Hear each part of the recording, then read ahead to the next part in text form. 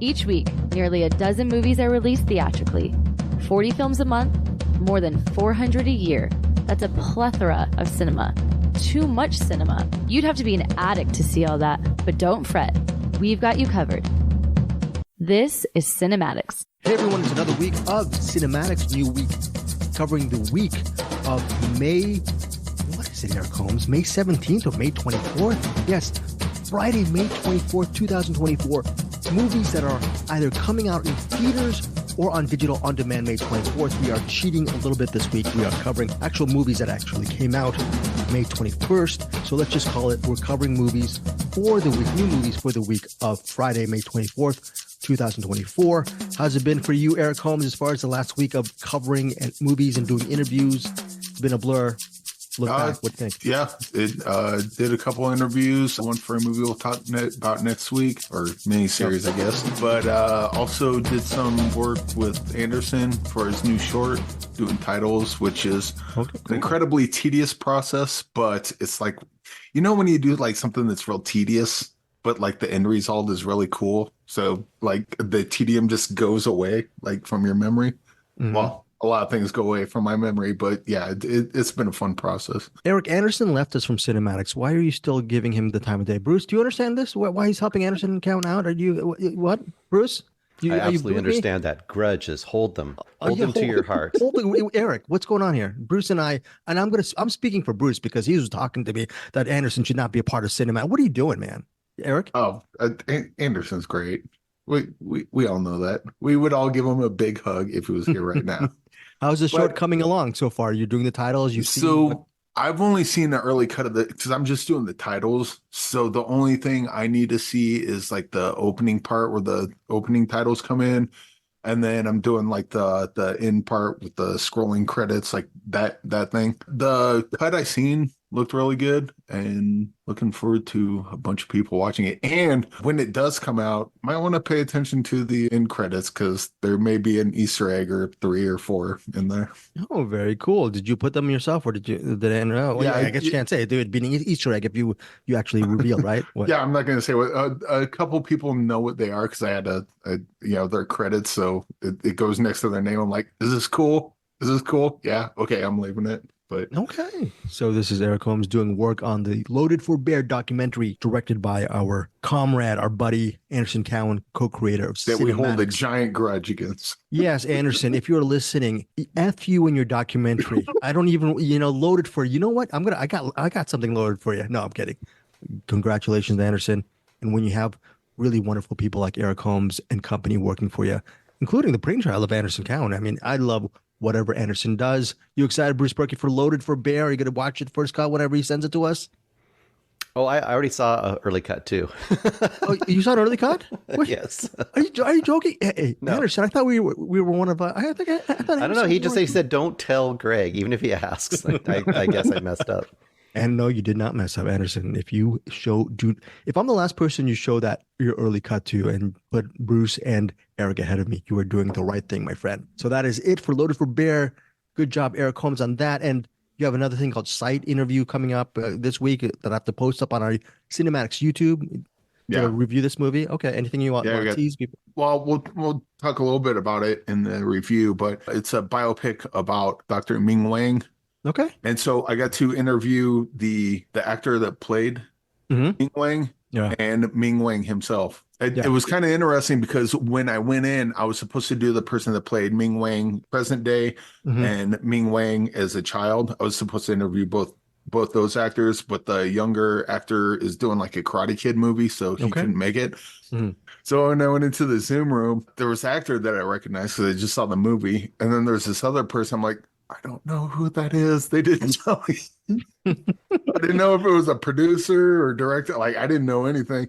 And then thankfully the actor was like, and playing this guy over here. I'm like, oh, that's the real guy. Got it. Okay. And then so I asked the question, and like I still wasn't 100% sure, but when I asked the question in my head, I'm like, please be the actual guy, otherwise I'm gonna look like a complete idiot. Oh, no, you do a great job, Eric Holmes. I was gonna transition to complete idiot, but he's not a complete idiot. But I listened to your interview.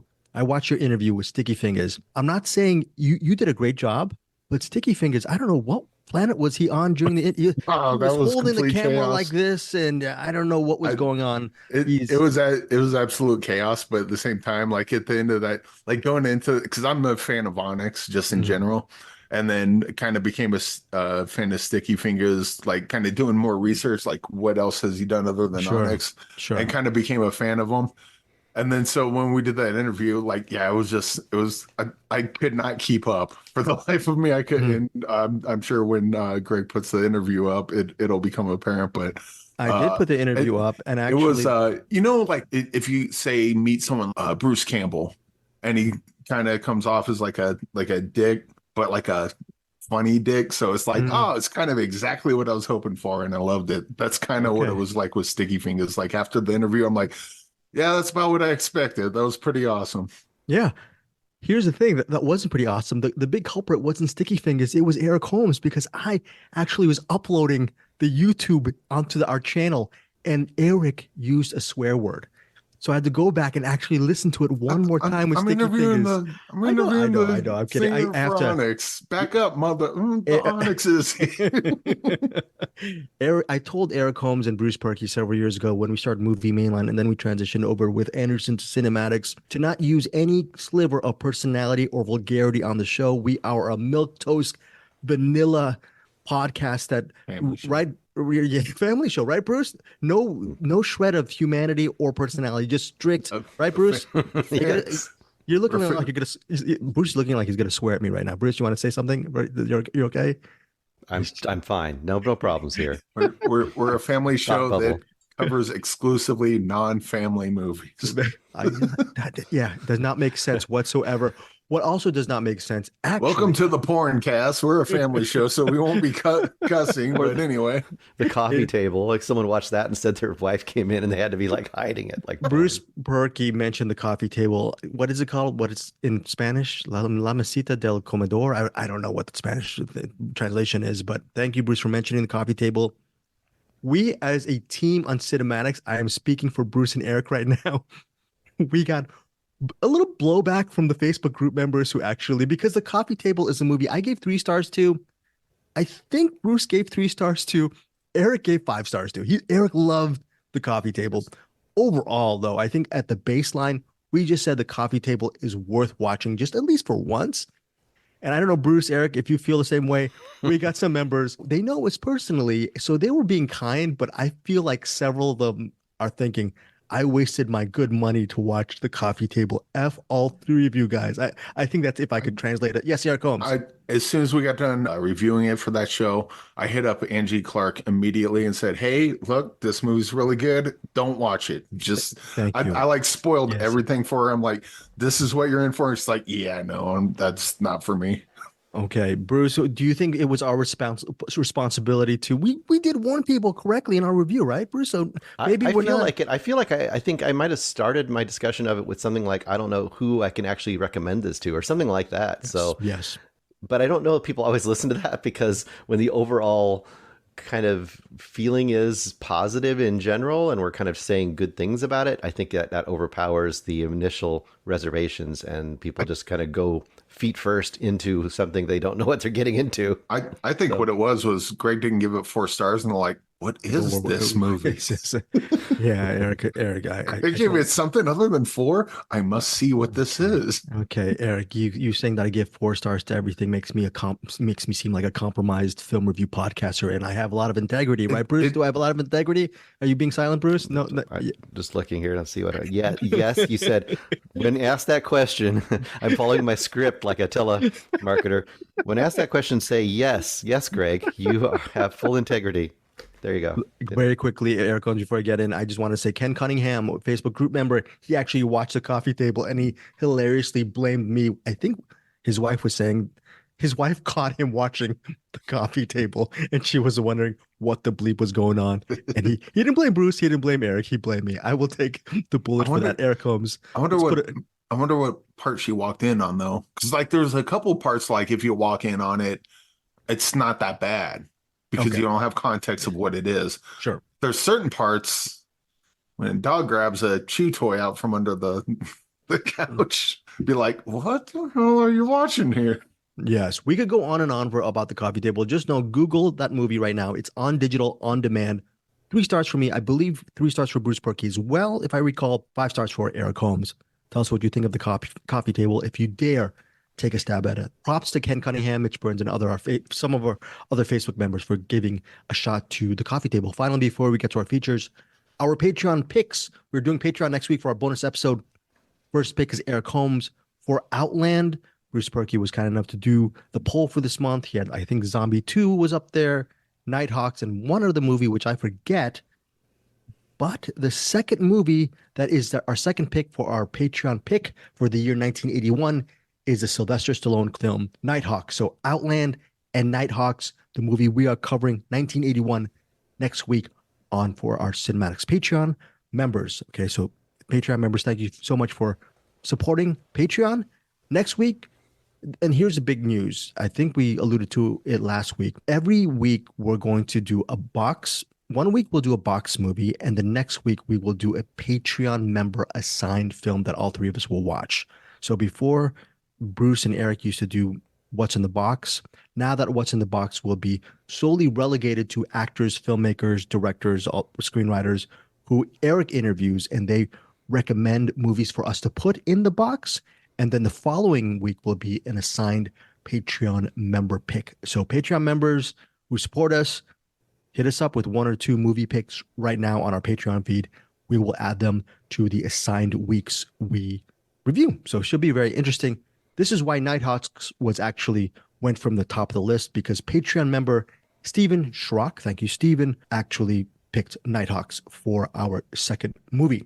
So Outland, Nighthawks, Bruce, Eric, any comments on, are you guys excited to rewatch it or watch? What do you think of these two in aggregate? Bruce first.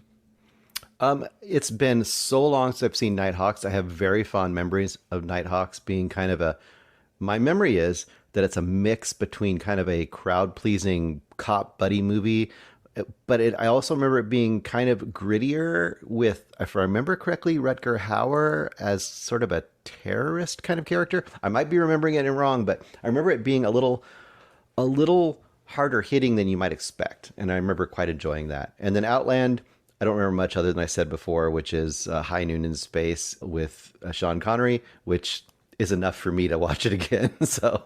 Okay, very good. Eric Holmes, do you concur with Bruce Perky on his assessment of Outland and Nighthawks? So I remember Outland. I remember loving Outland, and I'm excited to watch it again. Nighthawks, I don't think I've seen the whole thing. I think I've seen like bits and pieces of it. Kind of like, those movies that you see like 5 minutes here, 10 minutes there, but like through the whole of your life of the pieces, you probably saw the whole thing, but never front to back. That's kind of what Nighthawks is.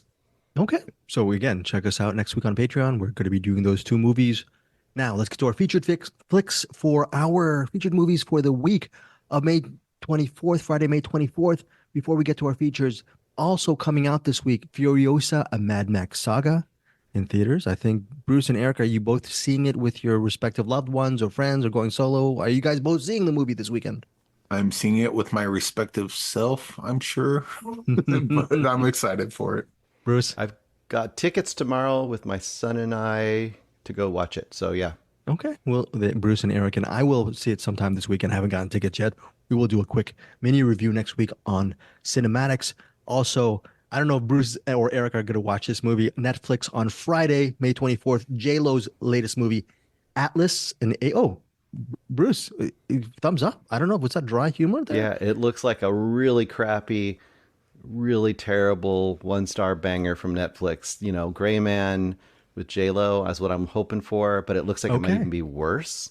So I'm definitely gonna give that a try for hate watch. Is it hate watch or actually dislike watch? Because hate being too much of a strong word. It isn't really. See, it's hard to say. So I'm expecting a 1-star banger, hoping for a 1-star banger. See, the difference is it's not truly a hate watch because if it's dumb, but really entertainingly dumb, then I'm enjoying it. Not on its terms, on the opposite of its terms, but I don't consider that really hating it. I hate it when it's just like so dull and mediocre that, speaking of Fury Road, mediocre, that then I feel like I wasted my time. That's a hot take. Yeah. Wait. You might want to check for the welts on your hand touching that hot mediocre. You know, okay. Sorry, I wasn't quoting it properly with the Immortan Joe's sound there. Declarative sentence. Mad Max Fury Road is mediocre. Bruce Perky, is that what you're saying? Do you really feel that was you're joking? All of those who have lived in the Fury Road, they know what mediocre in that sense means. Oh, okay. I got you. Okay. Cryptic. I don't know. Maybe I don't. I have to rewatch the Mad Max stuff. Hopefully I'll watch all of it before Sunday comes. Look, finally, the Beach Boys. Simply the Beach Boys. It's a documentary on the Beach Boys. It's streaming on Disney Plus. No trolling here on my end. I love the Beach Boys. Pet Sounds is one of my all-time favorite albums. My 20s, the Beach Boys, especially the genius of Brian Wilson, was a big fixture of my lonely outcast life. I loved his music. Bruce or Eric, can you concur on any stuff? Beach Boys, Pet Sounds? I can almost guarantee we'll hear some pet sounds during this podcast when the dogs are barking at a squirrel running up a tree outside. Very good. Okay, very good tie-in. Bruce, what about Beach Boys, the genius of Brian Wilson? To quote Fury Road, mediocre. Mediocre on Pet Sounds, Brian. Okay, so we'll see what Bruce thinks of Furiosa, a Mad Max saga. That's going to be funny if they have a line in Furiosa where it's like, above average. Yeah, exactly. Is this above average? Let's get to our features right now. Actually, Eric and I did sort of a shadow review last week, just in case. I'm recording from a hotel in this area called the San Ynez Valley. I didn't know if this recording would work. Apparently, Bruce and Eric can hear me all good, and I don't know, it works. So Darkness of Man, Eric, I hope you don't mind. We're going to do a quick mini review of this. It's currently out right now as we're recording. It's available on digital May 21st. On June 4th, it'll come out on DVD. It's directed by James Cullen Bresek, and it stars Jean-Claude Van Damme as a former Interpol operative. He lives in Koreatown, and he's sworn to protect the son of an informant who was killed 10 years ago. That informant was also so it seems like he was romantically involved with her, but she, for some reason, knew that she possibly would be killed, and she was killed. That's not a spoiler. That's the beginning of the movie. So in the years since, he has been taking care of the son, who's now grown up to be a very misbegotten, rebellious youth, understandably so, because he thinks his mother was either a drug addict or very corrupt. He has misapplied. He has no idea the true story of his mother, and that's sort of the fault of Russell Hatch, played by Jean-Claude Van Damme, because even though he's the son's protector, he doesn't tell anything to the teenage son. That is the premise of Darkness of Man.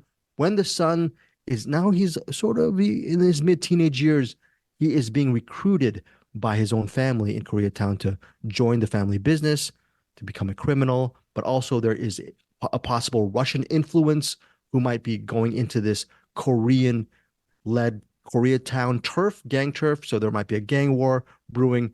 Caught in the middle is the son, and caught in the middle is Russell Hatch, played by Jean-Claude Van Damme. Darkness of Man co-stars Christiana Loken from Terminator 3, Rise of the Machines. She plays the concerned love interest of Russell Hatch. Eric Holmes, your thoughts on Darkness of Man? Is it a JCVD banger, or is it right down the middle for you? I think it's a pretty good one. We recorded the thing, so I don't know what's already gonna be out there. And it's not gonna be out there. We're this is new. This is fresh. Oh, okay. Well, fresh. In that case, I'll just repeat myself. Repeat yourself. Recently, like within the last 10 years or so, pretty much ever since JCVD came out, Jean-Claude Van Damme's been kind of making this kind of turn towards like action adjacent, but leaning more on drama. And this is definitely one of those. It's more of a dramatic thriller than it is an action movie, although it does have some action in it. And you just get to watch, Jean-Claude Van Damme be introspective and kind of dark and brooding as he does in a lot of his recent movies. And I kind of like Jean-Claude Van Damme in that kind of wheelhouse. I love the cast in this. You got Zach Ward, who was, what's his name in A Christmas Story? Scott Farkas. Okay. Didn't even recognize him at all. Like I was like, oh, okay, there's the Russian guy. Oh wait, that's Zach Ward, son of it. All right, cool. Sticky Fingers shows up in it, not nearly enough, in my opinion. Should have been in more. In fact, in the interview, Sticky Fingers like, I should have had a fight scene with Jean-Claude Van Damme, and I was like, yes, you should have. That would have been awesome. Shannon Doherty shows up for 5 seconds. Plays a teacher. Yeah. And Cynthia Rothrock plays a nurse. Yep. And it's got like these like weird kind of cameos in it where it's like, Yeah. oh, that looks that person was is that Cynthia Rothrock? What the? And then probably one of the best cameos ever in Eric Roberts. And I'll just leave it at that.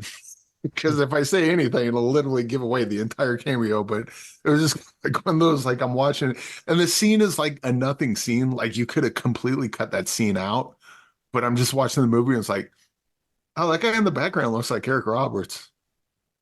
Oh, that is Eric Roberts, and then it moves on. But that's all like that's all like kind of fun stuff with the movie. The movie itself is dramatic thriller. And it's a pretty good one. If you like Jean-Claude Van Damme and you like him in these kind of old guy dramatic roles, this is another one of those and worth watching. And if you don't like those kind of movies, then this isn't going to pull you into the fold, so to speak. We also have to mention Darkness of Man is highly inspired by the film noir classics from the 40s and 50s, specifically The Maltese Falcon, The Lady in the Lake. There's a lot of talking in front of the camera stuff. And also there is a really nice visual flourish film sequence that's inspired by a Children of Men sequence where you actually see Jean-Claude Van Damme doing a fight through the POV of the little kid, the teenager inside a car. So you're actually inside the car with the kid and he's watching I think maybe in a circular motion. Or I don't know how they cut that, Eric. It looks really good. It's just you're basically watching the whole fight scene from the back seat of a car through the front window. It's weird to say because it's not the most like flashy fight sequence, but just the way they set the camera up, I loved it because it's it definitely does a great job. Imagine sitting in the back seat of a car and all of a sudden a fight breaks out between an old man and like a bunch of ninjas or dudes or whoever he's fighting. It's kind of like what the hell's going on? It definitely puts you in the spot. And I love that. I love that shot. I love that scene. Yeah. It's a good straight ahead drama. And I think in your interview, I don't want to oversell it because it's not like a big, a big set piece or anything. It's just you're watching two people fight from inside of a car, but just that context and setup, I think it helps that scene a lot. Definitely. And it's not a throwaway showy sequence because it makes sense within the context of the story. So it's probably the movie's flashiest shot, but it works with it works within the context of the story. Darkness of Man. I enjoyed it. Had a good time. Digital May 21st, again on DVD June 4th. I'm giving it 3.5 stars. Eric, what about you? I believe I gave it the same thing. Yes, 3.5. And that sounds about right. 3.5 stars for me and Eric for Darkness of Man. Next up is Kidnapped, the Abduction of Edgardo Montara. Bruce Perky, you got the review. I think, Eric, you also reviewed this as well. You saw this last minute, which is thank you for that. What's it about, Bruce, and does this movie work? Kidnapped, I say it's a long title. It kind of just comes across as kidnapped when you're watching the movie, but I think because there's a million kidnapped movies out there, they probably had to add The Abduction of Edgardo Montara, directed by Marco Bellocchio, I guess you would say. Bellocchio. Yep, thank you. And basically this starts out, and this is also, once again, this is in the 1800s. You're in Italy. This seems like it's a multi-country production, but I think it's supposed to all take place pretty much in Italy. And it's based on a true story, so that's something right out of the gate. If you didn't know about the story, which I didn't, I guess it's in some circles, it's a known event historically. Basically, there's this Jewish family. They have a large family, mother, father, and I don't know, about 6 kids. And then one day, church/authorities show up.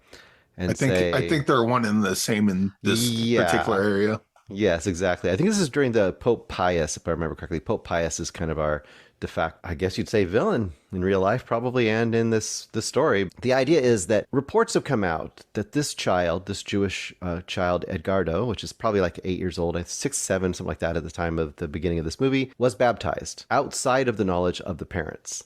And because he was baptized, well, he's no longer allowed to live with his family. And they say he's going to be coming with us. We're taking him away. He's a Christian now, so you don't get to keep him anymore. It doesn't matter what the parents think.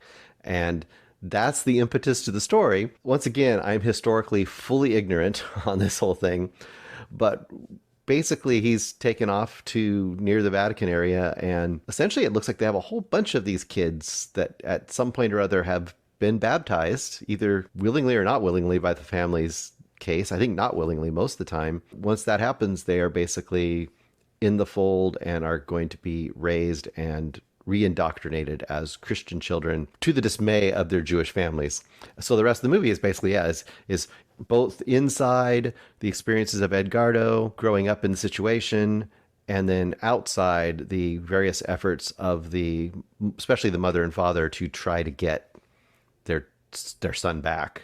It's pretty simple, simple stakes, but big stakes. And that's the basic setup of the movie. I guess I would throw it over to Eric and kind of get his opinion of it. Then I can kind of bounce mine back too.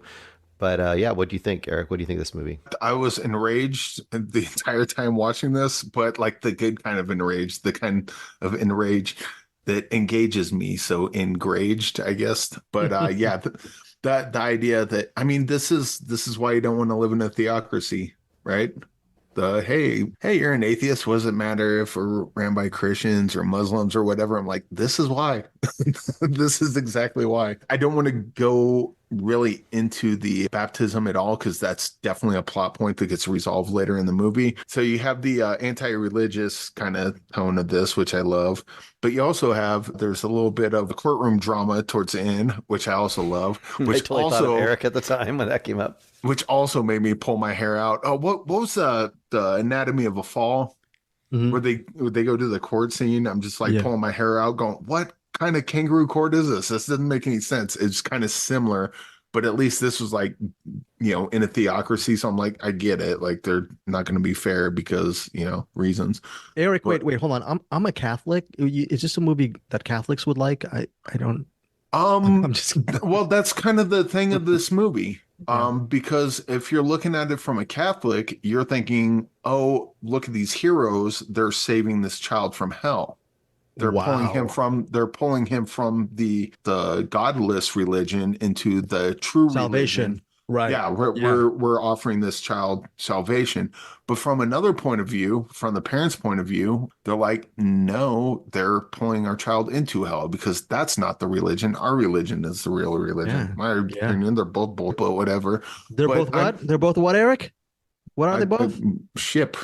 They're both what? Family. Okay, go ahead. Ship's full of bowls. Keep on going, Eric. Keep on going. It's Noah's Ark, full of bowls. I was all excited for a scissorless thing. Go ahead. Let me just write this down. Go ahead, Eric. But like the whole back and forth, like if you watch it from one perspective, this looks like, hey, this government and this group of people have saved this child. It sucks. It sucks that the rest of the family couldn't be saved. Not everyone can be saved, but at least they saved this one child.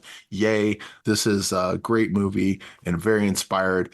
But if you're looking at it from a different point of view, it's just horrifying. Like, how can someone live in a theocracy like that? How can someone live in a place where the government can just take your kid because of some thing that we can't talk about? We can talk about a baptism, but that's about as far as we can go on it. But this thing that literally I could do something, the thing that was done, and that's enough that says, okay, we get your kid now. Like, how crazy is that? As much as it enraged me, I think that's a good sign, right? Because I was into it the whole time. I hated watching it. I was pissed off the entire time I was watching it. But I think from my perspective, that's what it's going for. But from a different perspective, someone's going to see it differently, but also like it for those reasons. Bruce, did this movie intrigue you? Is it worth? I don't know what the running time is. I think it's definitely. Is it over 2 hours or something? Not like 10 minutes, but yeah, I think it's 2 hours. It's right about 2 hours, if I remember correctly. Yeah, it's right about that time period. It's a pretty full story. In fact, I was thinking as I was watching this, one of my only complaints is there are two main time periods that we kind of cover in this movie. I'm going to kind of leave it vague. And I feel like the second time period is I guess, left a little bit shortened for my taste, because I kind of want to know, well, really the big thing about this is how is Edgardo experiencing this. And I think you have a pretty good feeling on the first time period, even though it's not there's not voiceover and stuff like that, which is good. But you can still figure out from the outside, like kind of where he's at. But the second time period with Edgardo, I wasn't as sure, although there are some pretty interesting hints about where he's at. I know the reason I'm bringing that up is this is one of those where I almost could have taken the second part to be a little longer, not a ton longer, but I could have gone with that. It was interesting enough. I agree with Eric as far as the real kind of point of this. I think in some ways is, I don't think the point of this movie is Catholicism is bad. Yay. I mean, you could look at this and see it, at least the Catholicism at this time, definitely in this way, was probably pretty terrible. Yeah. But I think the whole point is more something like when your dogma or your religion overpowers basic humanity, that's when your religion isn't working anymore. And I think that is something we see. I mean, pick Gaza. I would push back. I would say that's when your religion is working exactly as intended. Yeah, well, I think I probably tend a little bit towards you. But if you were to take the most generous point of view, let's just say that someone who's a true believer, I'd say, should be able to look at that and have that same sort of output as far as if your side, whatever that side is, and your point of view of the world is diminishing or erasing basic humanity in that sense, then something's wrong. Your dogma or your teachers or your whatever it is, something has gone wrong. And I think that's kind of the main point or kind of thrust of this movie. It's pretty good. I would say it doesn't go to that like crazy classic status to me because it's a little dry. And like I said, there's a little, I wanted a little more in that second part, but it definitely kept me intrigued throughout. Okay. Opens in New York City, May 24th and Los Angeles, May 31st. Eric Holmes, what is your rating on Kidnap the Abduction of Edgardo Montara? I think like normally this would be like a 4-star, but I'm gonna give it 4.5 just because I was pulling my hair out through most of it. Going, oh, I want to reach into the screen and choke all of you. But yeah, it definitely got me engaged. I liked this a lot. Oh, very, very good. I'll say I appreciated this a lot, and I understood where it was going, and I was on board with it. But man, I was pissed. Okay, Bruce Perky, your rating. I am 4 stars, and I absolutely, as I was watching it, I was thinking that Eric would be a little higher than me for those exact reasons. I was thinking I could just feel him being triggered across the airwaves, and then when the courtroom scene came up, I was like, oh my gosh, the court did this too, So yeah, 4 stars. Eric's sweatpants are moving. Okay, so that's 4.5 stars for Eric Holmes and 4 stars for Bruce Perky for Kidnapped the Abduction of Edgardo Montara. Again, New York City, May 24th and May 31st. Los Angeles. I feel very bad because Eric did not have time. He's been busy to see Dead Wrong. I told Eric Holmes this is an Eric Holmes movie, and I feel okay. I'm gonna say this. I should be giving this movie 3.5 stars or maybe 3 stars because this film, directed and written by Rick Bieber, it's one of those movies. I don't know if you guys remember those films from the 90s that would star maybe straight to VHS, maybe Michael Pare or Robert Patrick, Shannon Tweed, and then maybe several years later you'd see maybe Tom Sizemore, these type of movies. This Dead Wrong is a sexy crime thriller that is a throwback to those 90s films, and it centers on this total jerk of a human being played by Derek Smith, who decides his wife is pregnant. He's trying to make a lot of money with the mob boss. The mob boss is played by Chet freaking Hanks, who's actually really good in this movie. Chet Hanks. And so what happens is his husband, he still wants to be a bachelor. His wife is pregnant. His wife is played by Katrina Bowden. He concocts an operation where he can free himself from being a dad and actually having being a great single dad and all that stuff. He doesn't want to be a dad. So he concocts an operation with a corrupt mob lawyer played by Rob Schneider to make money and also be ultimately fatherless.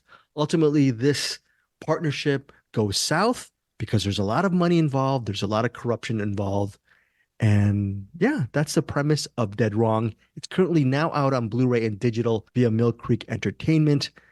It's just a total out there thriller that if you're a fan of this type of genre, you're going to enjoy it because there's a lot of violence. There's some, yeah, it's just one of those movies when in the 90s you'd see sex, violence, and some kind of, sometimes the plot would be completely out of left field, and Dead Wrong, the plot is completely out of left field. Also, the characters, there's some characters who actually get some really good, interesting time as well. So it's not like Michael Mann's Heat. It's not on that level, definitely. But if you notice, Heat had so many different characters. It's one of it follows the same structure. Like Dead Wrong follows the kind of the same structure of a Michael Mann's Heat, a True Romance, that type of stuff. But within the context of the 90s straight to VHS throwback thrillers that I used to dig. I'm going to give this a rating. If I really wanted to save whatever left I had of my rep, I would give Dead Wrong 3 stars, 3-star banger, or 3.5. I never give 3-star bangers. I should possibly give this movie 3 stars, or maybe at the most 2.5 stars. I just love this movie. This might be worse than the coffee table as far as people from our Facebook group members might come after me regarding Dead Wrong, but I just had a bleeping great time. Rob Schneider, if you're a fan, he's excellent as a lawyer. 4 stars. 4 stars, Dead Wrong. I'm gonna buy the Blu-ray. If it's not shipped out to me, if I don't get it from Mill Creek Entertainment, I'm gonna watch it again. I don't want to say what happens, but a lot of this stuff is completely just a little bit too much, and I loved it. I know, Bruce, you would probably give it 0 stars. The reason why, Eric, I was telling you should see it is because it's one of these films. I don't know if you would completely line on it as much as I did, because it's just so wackadoodle crazy. So again, that is, yeah.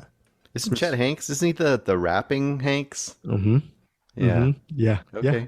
I feel like Chet Hanks and Corey Feldman should be like a cop buddy movie. I think that should happen. And the funny thing about it is Chet Hanks is very good in this movie. I cannot believe I'm saying this, but he's actually quite convincing in Dead Wrong. And again, if you like Rob Schneider, he gives a very good performance as well. Wow, just a weird movie. And one of the more unique films I've seen in the last couple of years. That is Dead Wrong. Listeners, Cinematics group members, Patreon members, if you do have the stones or a couple bucks to watch it, please get back to me. I want to hear how wrong I am, or maybe if you are as weird as I am in movie taste, hopefully you will dig Dead Wrong. Now out again on Blu-ray and digital via Mill Creek Entertainment. This is not a paid review. I really enjoyed this movie. Bruce and Eric may fire me after this episode. Now, Eric Holmes, you got Sight. It stars Greg Kinnear. What is this movie about? Does it work? It hits theaters, specifically theaters, on May 24th. Currently has a Rotten Tomato score of 67%. I forgot to mention, as far as Kidnap, the Abduction of Edgardo Montara, it has an 84% Rotten Tomato score. Dead Wrong, which I just reviewed, as of this recording, has no Rotten Tomato score. So keep that in mind as well. But let's keep Sight in mind. Eric, what is this about in your review? So this is a biopic about Dr. Ming Wang. It starts off with him as a kid, like in his teens, played by Ben Wang. I don't know that they're related or not, or probably just have a similar last name. I'm guessing it's common. And then Terry Chen plays Dr. Ming Wang in present day. And it kind of keeps going back and forth. Ming Wang wants to basically go to school and learn to become a doctor. There's some stuff going on. Military people it's weird. It doesn't feel like a military operation. It feels like a kind of an offshoot maybe. But either way, they keep messing with the school. So it makes it so he can't go to school. And he's having trouble with that. That military thing kind of goes away, and he needs to take a class to go to college so he can become a doctor. But you got to take your test or whatever. This test happens in like a month. It's like, well, how do I get 2 years worth of school done in a month? I was like, well, we'll figure it out. And then they cut to present day, and I think actually he worked here in Colorado, but he was a doctor that developed a surgery to make blind people be able to see. And then so you get to see what he's doing now, and then how he came to that. And it just kind of goes back and forth. But also, this is one of those faith-based movies. So this is kind of, what was that one? Was that one with Cabrini? Hilary Swank? Ordinary Angels. Yeah. It's kind of like that. I think I'm not a fan of propaganda in the faith-based movies, but the like with Ordinary Angels and this one, the faith-based stuff seems to be like in spite of God's best efforts to put his boot on your face, people rise up regardless. And so it's kind of a weird message in these kind of movies. But it was pretty good. And Greg Kinnear shows up. He's kind of Ming Wang's partner or like coworker or whatever. So he's in it quite a bit. And I like Greg Kinnear. I don't know if he's been canceled or whatever. I haven't seen him in a while, but I like it when he pops up on screen. This is kind of like one of those kind of coming up from the muck and fighting through it in spite of the odds and coming out. And the person it's based on, I mean, did great things. So good on him having a movie based on him. But at the same time, it's kind of, even though like the faith-based propaganda isn't there in full force, the schmaltz kind of is. It doesn't really dig it. Like we say, it doesn't have teeth. Not that I think this needs it, but it kind of, I don't know, felt a little vanilla through most of it. That said, I enjoyed watching it. I like the person it's based on. Eric, what's your rating so I can put it in? I go probably 2.5 on this one. Okay. It's an enjoyable 2.5, but again, I think this story probably could have been a lot more. I don't know that exciting is the right word. I don't know. There was just kind of something missing, and I don't know what that thing is. It's like a 2.5, but I think this story could have easily been like a 5-star movie, and it's just not there, and I don't know what's missing. All right, fair enough. That is Sight. Again, it hits theaters on Friday for Memorial Day weekend. 2.5 stars from Eric Holmes. Currently on Rotten Tomatoes, it has a rating of 67%. Now let's get to our recommendations. We have Roots So Deep. You want to do very quickly, Eric, and then do the review next week for this thing? Yeah, I'll cover it more next week, but it's directed by Peter Bick. It's basically a movie about climate change, specifically how farms contribute to climate change, through like cow farts and how they do the land and whatnot. But this is it's 4-part, 3-part, 4-part. It's a miniseries. 4-part, yeah. 4-part docuseries. This does an interesting thing. It's not about, hey, this is what's wrong with the world. Doesn't that suck? This opens up with, this is what's wrong with the world, and this is a solution. Let's test it out and see if it works. The whole miniseries or docuseries is them trying out this hypothesis they have, and then doing science through it. And it's really interesting. I'll get into it more next week, but I would check it out because it's incredibly fascinating and interesting to watch. Okay, 4-part series, Roots So Deep on VOD May 28th. Then we have a lightning round for the 500 movies that Bruce Purkey has seen. Whoa. Before we get to Bruce, A Day in the Life, Sticky Fingers. After that interview, I mean, he gave you 16 minutes, little incoherent stuff with Sticky Fingers. Is A Day in the Life incoherent? It's currently streaming on Tubi, Canopy, and Stars. Should people watch this, Eric? It's like a musical opera, rapper. What is it? This movie's awesome. I love the hell out of this. So when I was going to interview Sticky Fingers, I was like, oh, he directed a movie. Cool. And actually, I found out just before I was going to interview him, and we had to push the interview to the next day. I'm like, well, this is perfect. I had plenty of time to watch A Day in the Life. So I did. And it started off really chaotic. The editing was like all over the place. And I was like, oh no, I'm not going to like this. But wait, they just said, like, the one character said something and the other person rhymed. That was weird. And then it happened again. And then it happened again. And then I start noticing like the chaotic editing is going along with the beat of the score. And then I noticed that the people are talking along with the beat of the score. And then, they're rapping to each other. It didn't catch on right away mostly because I'm stupid. But this is kind of like a urban kind of drama of someone they're in a way of life and they're trying to get out of. So Sticky Fingers, his character, gets his girlfriend pregnant. And so he decides that, okay, well, I got a child coming into this world. I need to get my crap together and get out of this. So the whole movie is him, kind of like a Carlito's Way sort of thing. Like I try to get out and they pull me back in, that sort of thing. But it's not just a musical. It's like an opera. because there's no spoken dialogue. Everything's in rap, and even to the point where people are talking to each other, they'll go back and forth with like, I'll say a line and then Bruce will respond with a line that rhymes. It's basically a whole album, a whole rap album. And then you get to watch it kind of like Pink Floyd's The Wall, but this one's not crazy. It's like an actual story. It was really interesting. I loved it. The cast is, we got Faison Love from Last Stop in Yuma County, Big Worm. John Schnepp. I don't know if anyone knows who John Schnepp is. If you right? He passed away 2018, right? Yeah. Okay. I knew him mostly from the Schmodown, okay. But he was also the editor on this, and he's got a little cameo. He shows up in this. Obviously, Sticky Fingers. Michael K. Williams is in it. Mekhi Phifer's in it. Oh, geez, what's his name? Omar Epps.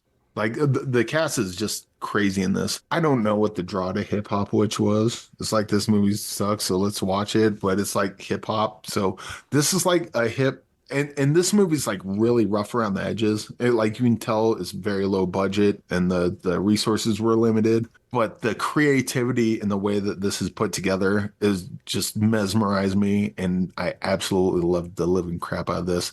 And I guess he's got another one that I haven't seen yet. And in the interview, he says he's got a third one that'll like round out his hip hop trilogy. I can't wait. A Day in the Life. Check it out. It's on Tubi. You can watch it for free. Hey, if you don't like it, fair enough. But I'm just saying, I love the hell out of this. Day in Life, streaming Tubi, Canopy Stars. I'll be biased. I'm so glad that Sticky Fingers gave us, the cinematics crew, specifically Eric Holmes, some 16 minutes of his time to actually do the interview. After watching the interview, I don't think A Day in the Life is probably going. I'll probably rewatch Matt LeBlanc's Ed before I get to A Day in the Life, but I don't know. We'll see. Maybe I'll. After that, I was just so disenchanted with that because it was so out of left field. Maybe I'm in a wrong space of mind. Who knows? Maybe one of these days I will see A Day in the Life. If Bruce Purkey eventually decides to see it, just for the heck of it, I might have to actually call his bluff and watch A Day in the Life. Okay, so you know what? I will watch A Day in the Life when Bruce Purkey watches A Day in the Life. Eric Holmes, your rating on Day in the Life. This is getting 6.9 banger. A Day in the Life. This is worse than my Dead Wrong review. Yeah?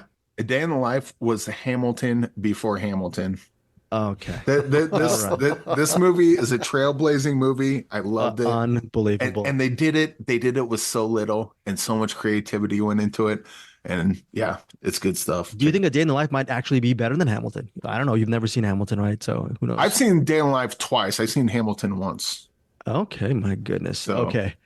And come at me. I don't care. Someone's gonna watch Day in the Life and like, you're crazy. Hamilton's way better than. You know what? Maybe, but without Day in the Life, you don't get to Hamilton. Without Sticky Fingers, Lin-Manuel Miranda is just kind of, doing his thing. Eric Holmes' roots. Who knows? Maybe he doesn't even come up with Hamilton. It's Sticky Fingers. 6 back, mother effers. The Onyx is here. He made a bomb-ass movie. Okay, 6.9 stars from Eric Holmes. Did you get the Google Doc? For some reason, I'm doing all the ratings here. Roots So Deep. You haven't done a rating yet, okay? So for Roots, I've been putting them in. You have? How do you know? Oh, it's weird. Yeah, for some reason, Darkness Man. Really? Is there a second Google Doc? Maybe? Yeah, there's a Google Doc. It's very. I don't know. I have a different Google Doc right now that's going on at 2:43. Well, hey, listen, you get to see how that sausage is made. Okay, so we'll see. Show me your Google Doc later after this because I've been putting it in, but maybe we'll figure this out. I don't know why Bruce Purkey is running out the show with the tangled web we weave with Madame Web. Look, American Fiction, we all know. I was a little bit disappointed with American Fiction, Prime Video, MGM Plus. Bruce, just your Rorschach reaction to it. It's highly praised. Some people didn't like it. I mean, some people liked it, but not as much as the actual rating and the love that it deserved. Supposedly, I was a little bit disenchanted with the ending, though I thought it was clever. I don't know. Your overall thoughts on American Fiction? American Fiction, I liked it. I didn't love it. I'm probably 4 stars as just right out of the gate. What I did like about it was I think it's better as just a character study and a family drama, comedy 100%. drama. Yes. Than it is as a social satire. And I think people are leaning on the social satire side of it, which is just kind of the impetus for what he does. And I think they're kind of leaning away from the family side of it. And I think best part of the to stuff. me, the stuff that works best for it is more akin to The Holdovers than it is to, I don't know, pick your social satire about, race in America. Now, that being said, there are some, I think the idea of for no one who knows what's going on here, if they haven't read anything about it or don't know what this movie is, basically the character Jeffrey Wright plays, Monk, he is this respected author who writes non-pandering novels about just the experience of his characters. But he finds himself overshadowed with much more successful authors that take the quote Black experience and always condense it down into some sort of trope. We call misery porn, that kind of thing, suffering. It's always a poor mom and kids get into crime or blah, blah, blah, blah. Right. And he's sick of that. So the whole concept is that he, under a pseudonym, as kind of almost like half a joke, an angry joke, he writes a novel of that sort. And of course, it becomes hugely popular. And that's kind of the satire side of things. And it's fine, but it's also really kind of broad and obvious. It's sad to say, but it's almost as obvious as the things that he is, making fun of. So, but the actual, like you said, the actual drama, the actual lightly comedic drama of his family is great. And it's amazing. Honestly most of the movie. So I think if you go in it with that point of view, I think you'll have a really good time. Bruce, the ending of the social, the social satire ending, if it was just about, like you said, social satire, and it was that, it would totally work. But the end, which is clever, undercuts it, and they undercuts all that stuff. My God. Yes, because what the ending does is it doesn't resolve one way or the other the story you really care about. Because the story you really care about is him and this kind of budding romance he has and his relationship with his mother and his brother. That stuff is so fantastic. I wanted to end there and not end with the other stuff. But that being said, I still give it 4 stars because I think the experience is good and the characters are rich. And we have to give it fair. I have to be a little bit fair about the ending of American Fiction.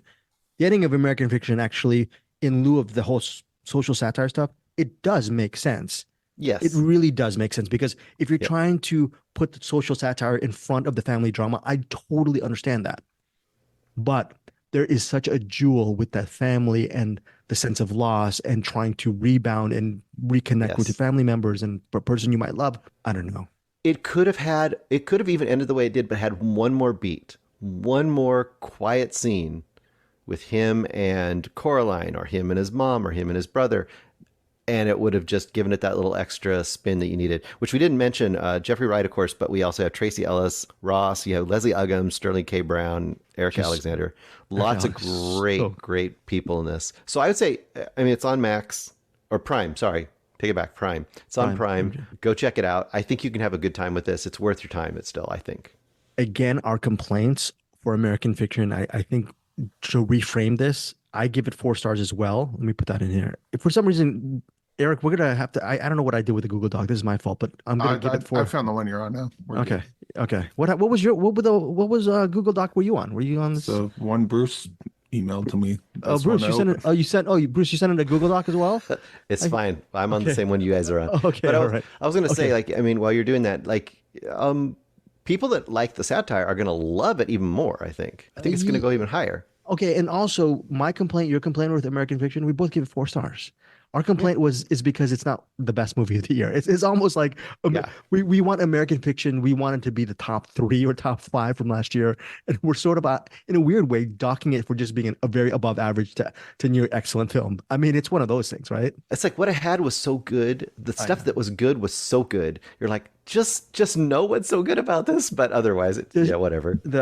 And look, at least Hollywood credited the family drama part with the Sterling K. Brown Oscar nomination. Okay, it's just a beautiful, sublime movie that also has to have that social satire. I understand that, but again, it's one of those things. Oh, missed opportunity, but still a very good movie. American Fiction, 4 stars for me.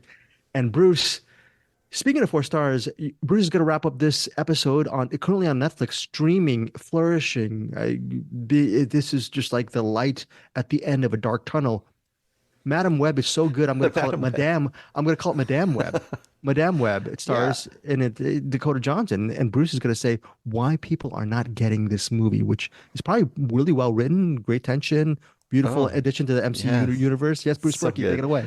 Madam Web was what I wanted Morbius to be. And I watched Morbius, I knew it was going to be terrible, and I wanted it to just be fun and just ridiculous. And Madam Web, to me, hit that spot so well. Good. And this is what you're talking about earlier. You're like, not a hate watch, because I really have a boring, uninteresting time with lots of the superhero movies. They're just like formulaic. They don't strike my interest. They don't make me feel much of anything. I feel myself getting drowsy. I just want it to end.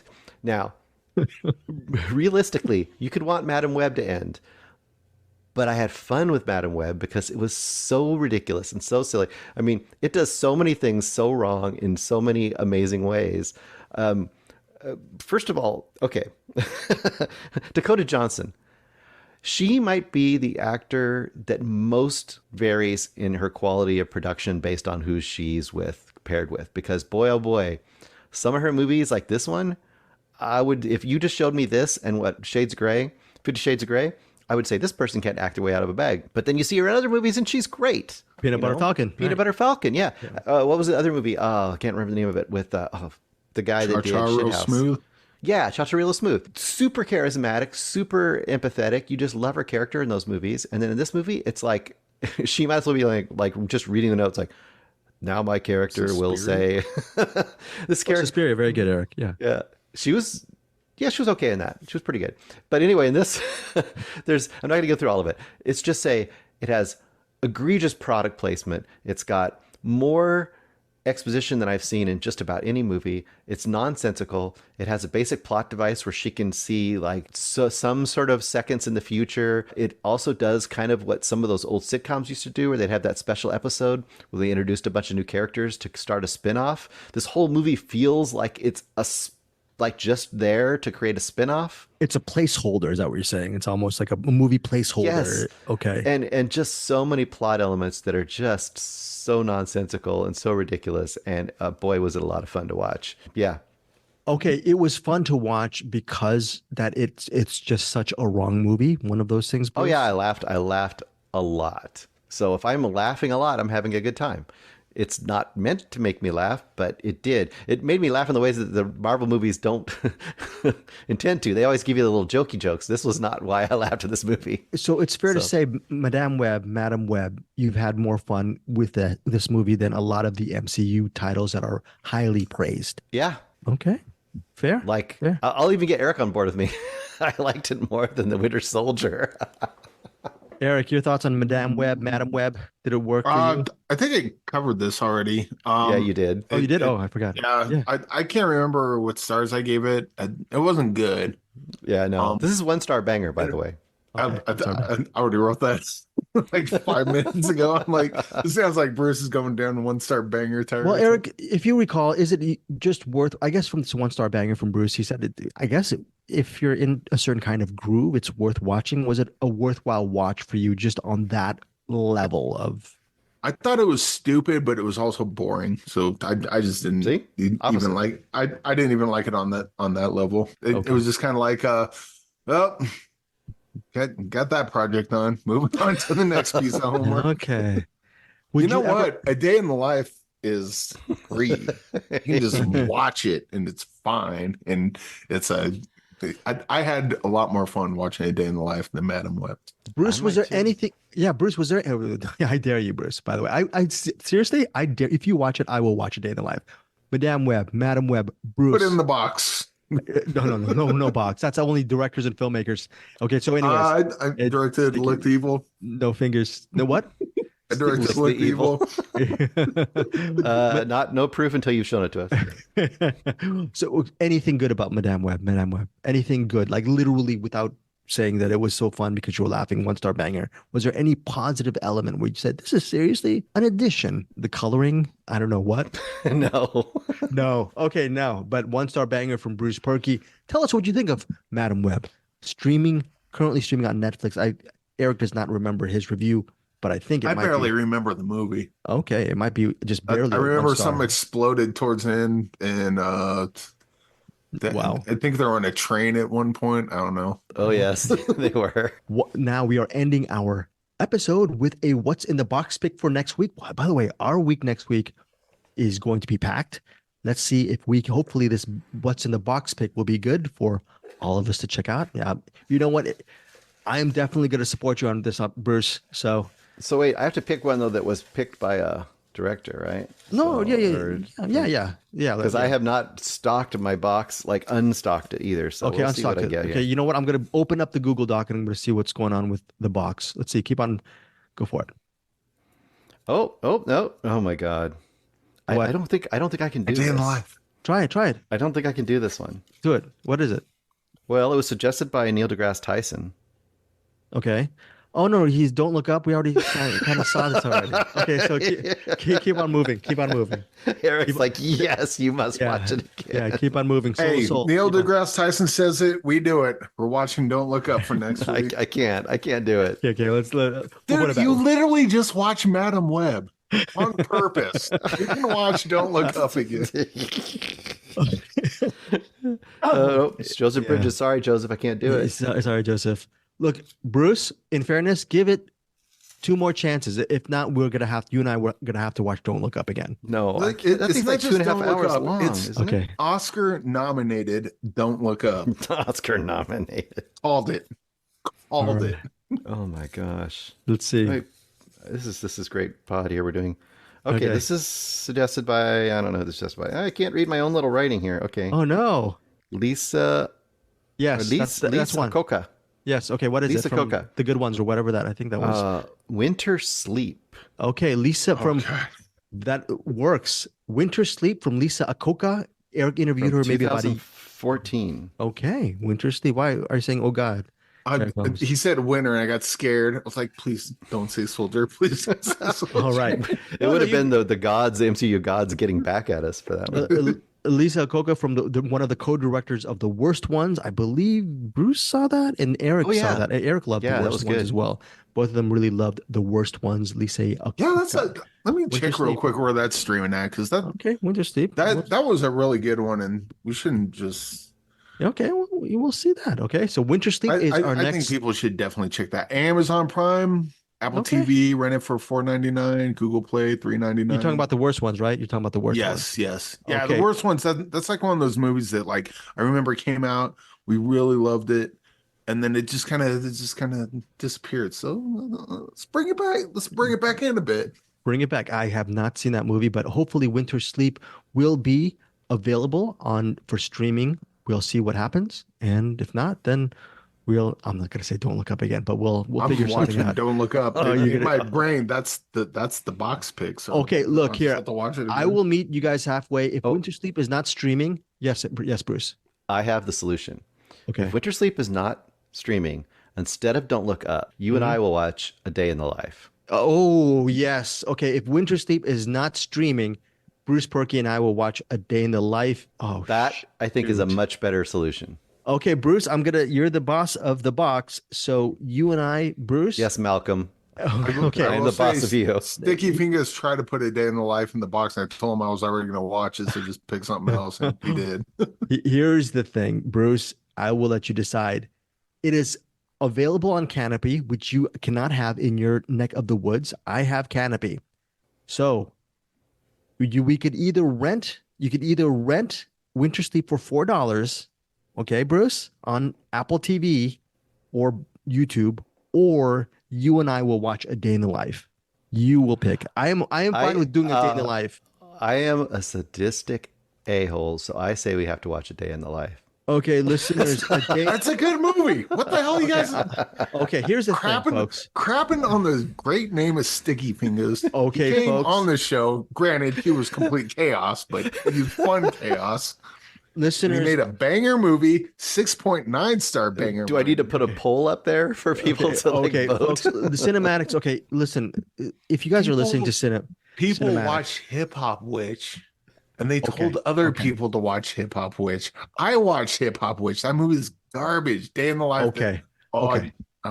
Eric.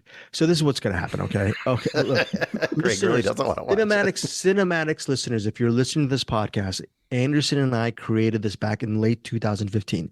We are now in 2024. We are ending it now based on this. Anderson Cowan and it all built to this, so we could watch the brilliance that is Sticky Fingers. Cowan has moved on. He's doing Loaded for Bear. Eric's working with him on that film and doing the titles, as he mentioned. I'm a filmmaker. I should know. Day in the Life is great, but go on. Sorry. Okay, Anderson Cowan, co-host TFE, one of my best friends. Love him. I like Bruce and Eric more now because doing cinematics with me, not Anderson. I hate you, Anderson. Just kidding. I love you, Anderson. Now, here's the thing. In 9 years, I don't know. This might be the end of the show because I just mentioned a couple of weeks ago, we mentioned the coffee table and a couple of members of our Facebook group. They just went a little bit ballistic on us. I've been looking at our YouTube reviews and people are going off on us for actually loving, what's that movie, Eric, Jim Cummings, the Jim Cummings movie. Bruce, what was it? The Last Stop in Yuma County? Yeah, someone said, I can't read my eyes. It's a glaucoma. This person said, masterpiece. It's not even good. It has more plot holes in it than a brick of Swiss cheese. So many stupid decisions. First of all, Swiss cheese doesn't have plot holes. So there's your plot hole. You're wrong. Okay, so get out of the comments. You're ruining it. I feel like Richard Widmark and John Wayne at the movie The Alamo, everyone's coming in against us, and Eric right now is last bastion here with this movie called the Sticky Fingers movie. A Day in the Life. Okay, A Day in the Life. Here's the thing. Patreon members, we've been trying to get you guys to be our Patreon. Sticky Fingers. We're going. Sorry. Okay, Patreon members, look, thank you for being part of Patreon. Okay. We've been trying to do Patreon for a while. We're trying to grow that. We're trying to grow our Cinematics YouTube. I have one ask. Forget Patreon right now. Forget subscribing to our Cinematics YouTube channel. Forget about joining our Cinematics Facebook group. Bruce and I are on a mission to watch A Day in the Life. If you have any shred of love for cinematics, Bruce and I, especially Eric, would like you to go with us on a fantastic journey, not Coolio style. We want to go on. What is that guy's name?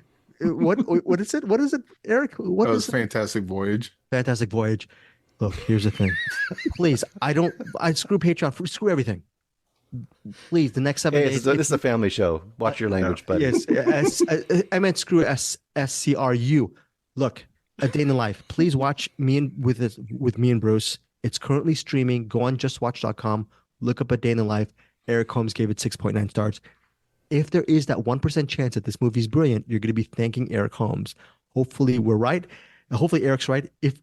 If we're wrong, we're going to have a huge blowback. So the caveat, and we're mentioning caveat here. The caveat is, please, before you watch this, watch Eric's interview with Sticky Fingers on our Cinematics YouTube channel. That is a sight to behold. I will eat my, what, Eric, if I'm completely wrong and I watch A Day in the Life and I feel that it's brilliant. Final thoughts, Bruce Berkey, on A Day in the Life. Are you excited to watch it? What about the call? Yes. Strangely, yes. I am excited to watch it. I'm actually more excited for you to watch it than I am excited to watch it for myself. Eric Holmes, are you excited when I'm going to literally almost literally be eating crow next week on A Day in the Life? Sticky, if you're listening to this, probably not. You got better things to do. You got to finish off the hip hop trilogy. He's too busy shaking his iPhone camera during the interview. No. Don't let Greg and Bruce. They don't know. They don't know like you like I do.